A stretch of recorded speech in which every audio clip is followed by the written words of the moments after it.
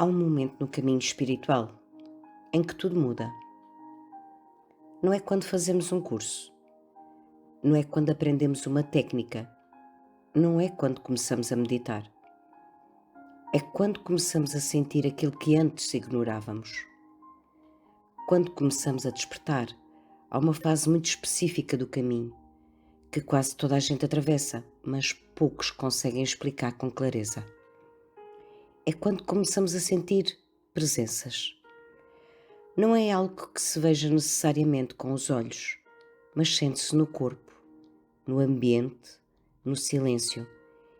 E essa experiência, quando não é compreendida, abre espaço para o medo, confusão e interpretações erradas. Durante muito tempo, ensinaram-nos que a presença são espíritos, entidades, algo externo que aparece de repente na nossa vida.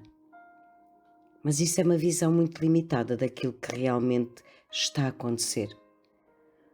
Para compreendermos verdadeiramente este fenómeno, precisamos de dar um passo atrás e perceber um princípio essencial. Tudo o que existe está dentro de um campo energético e consciente. Não existe vazio. O espaço à nossa volta não está vazio. Está preenchido por diferentes camadas de energia, informação e consciência em diferentes frequências.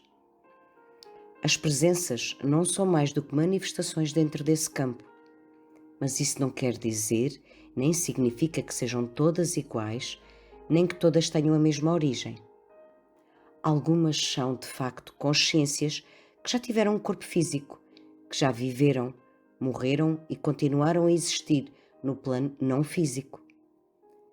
Mas mesmo aqui não podemos generalizar. Tal como na vida física existem diferentes níveis de consciência, diferentes estados de lucidez, diferentes formas de estar, nem todas as consciências estão perdidas, nem todas estão elevadas. Algumas estão simplesmente a continuar o seu processo. Mas nem tudo o que sentimos com presença é uma consciência. Existem também campos energéticos residuais, locais, situações ou até pessoas que podem acumular energia ao longo do tempo, sobretudo quando há emoções intensas repetidas, dor, medo, sofrimento, conflito, tudo isto deixa uma marca. Essa energia fica registada no ambiente, como uma espécie de memória. E quando entramos em contacto com esse campo, podemos sentir como se houvesse algo ali, mas não há uma entidade consciente, há uma memória energética ativa. Depois há ainda algo mais subtil e muitas vezes ignorado, as formas de pensamento. O pensamento, quando é repetido e carregado de emoção, cria uma estrutura. Não é apenas algo abstrato. Torna-se energia organizada. Uma pessoa que vive em medo constante, ou em raiva acumulada, ou mesmo num grupo que partilha crenças muito intensas, acaba por gerar um campo energético que ganha consistência. E esse campo pode ser sentido quase como uma presença. Mas não é um ser, é uma construção.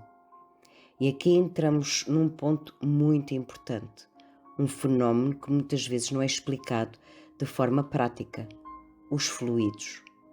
Os fluidos espirituais são, na essência, matéria energética que liga tudo isto. São o meio através do qual a consciência se manifesta fora do corpo físico. Se quisermos simplificar, podemos dizer que os fluidos são como a substância do plano energético. Tal como o corpo físico se movimenta na matéria, a consciência movimenta-se de fluidos. Mas esses fluidos não são todos iguais. Eles variam conforme a frequência, a qualidade da energia que os compõe. Existem fluidos mais densos, ligados a estados emocionais, como o medo, a culpa, a raiva, apego. São mais pesados, mais lentos, mais fáceis de sentir no corpo. E existem fluidos mais subtis, associados a estados de paz, clareza, amor. Estes são mais leves, mais expansivos e nem sempre são percebidos de forma tão intensa. As presenças formam-se, muitas vezes, a partir da interação destes fluidos com a consciência. Uma consciência desencarnada manifesta-se através da energia.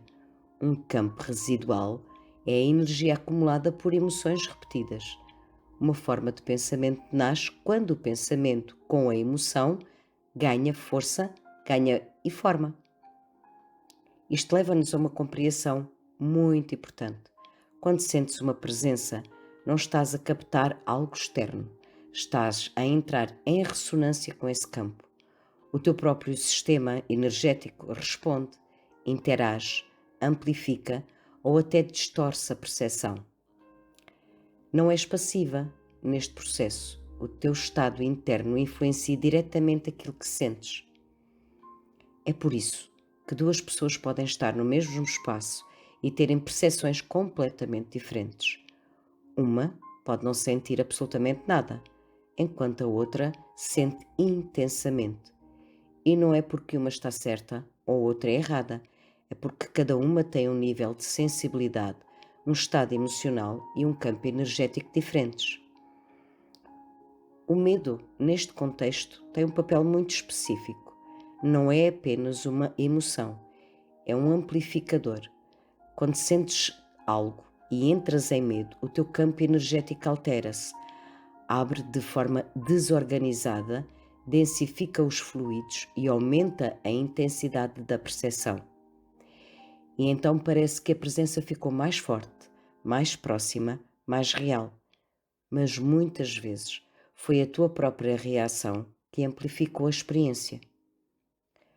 Outro ponto fundamental que precisa de ser compreendido é que nem tudo o que sentimos vem de fora. Esta é talvez uma das maiores confusões do caminho espiritual. O despertar não abre apenas a percepção para o exterior, abre também para o interior, e o que estava guardado, reprimido ou inconsciente começa a emergir. Memórias, emoções, padrões antigos, tudo isso pode surgir com intensidade. E como não estamos habituados a lidar com esse nível de profundidade, o cérebro tenta interpretar e muitas vezes projeta para fora aquilo que é interno. Isso não invalida a existência de presenças externas. Elas existem, mas coexistem com os processos internos. E a maturidade espiritual começa quando deixamos de atribuir tudo ao exterior e passamos a observar com mais consciência. O despertar espiritual não é apenas luz, paz e expansão.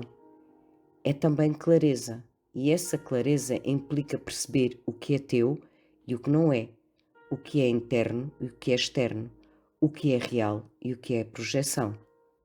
E isso não se aprende em teoria, aprende-se no estado interno. Quanto mais centrada estás no teu corpo, mais regulado está o teu sistema nervoso, mais estável está o teu estado emocional, mais limpa é a tua percepção. Menos interferência, menos distorção, mais discernimento. E é aqui que chegamos a um ponto essencial. O verdadeiro risco não são as presenças, é a falta de estrutura. Uma pessoa sem enraizamento emocional e está instável, com medo e sem compreensão do que está a acontecer, vai interpretar tudo como uma ameaça, vai sentir tudo como invasivo, vai perder a sua posição dentro do seu próprio campo. Mas quando há consciência, presença e estabilidade, tudo muda. A pessoa deixa de reagir automaticamente. Observa, sente, compreende e posiciona-se. Porque no meio de tudo isto há uma verdade que precisa de ser lembrada. Tu és consciência dentro do teu campo. Não és uma vítima do invisível. Não és alguém à mercê do que aparece. O teu campo responde a ti, à tua presença, à tua clareza, à tua estabilidade. Proteção não é medo, não é excesso de rituais, não é viver em alerta constante. Proteção é um estado interno, é estar presente no corpo, com a mente clara, sem alimentar histórias, sem dar poder ao que não compreendes. E talvez o mais importante de tudo, o despertar não é sobre presenças. As presenças podem surgir como parte do processo, mas não são o centro. O centro é a consciência, é a forma como te relacionas contigo, com a vida, com a realidade visível e invisível. Quando compreendes os fluidos, compreendes como a energia se organiza. Quando percebes o teu papel dentro desse campo, o medo começa a perder força e no lugar dele surge algo muito mais sólido, o discernimento.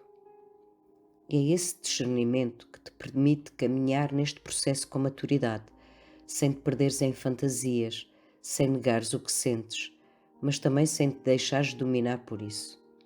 Porque no final, não se trata de eliminar o invisível, trata-se de aprender a existir com a consciência dentro dele. No próximo áudio, vamos abrir uma porta ainda mais funda. Vamos falar sobre o poder da consciência e de como ela pode criar ou até distorcer tudo aquilo que acreditas ser real, incluindo aquilo que existe para além da vida. Até lá!